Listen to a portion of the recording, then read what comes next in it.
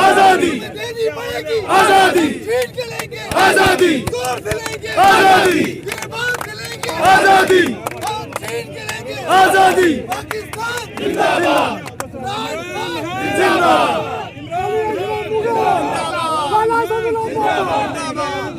जिंदाबाद जिंदाबाद इमरान खान इमरान खान।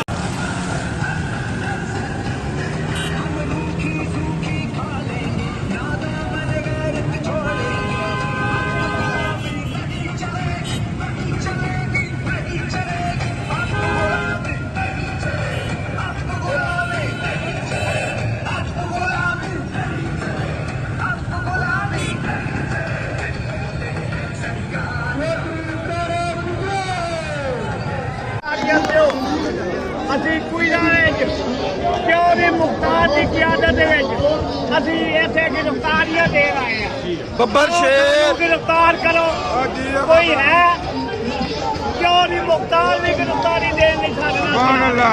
ਤੁਸੀਂ ਆਓ ਆਗੇ ਗ੍ਰਿਫਤਾਰ ਕਰੋ ਸਾਨੂੰ, ਤੁਹਾਨੂੰ ਲੱਗ ਰੋਜ਼ ਹੈ ਚੌਧਰੀ ਮੁਖਤਾਰ ਜਿੰਦਾਬਾਦ, ਚੌਧਰੀ ਮੁਖਤਾਰ ਜਿੰਦਾਬਾਦ।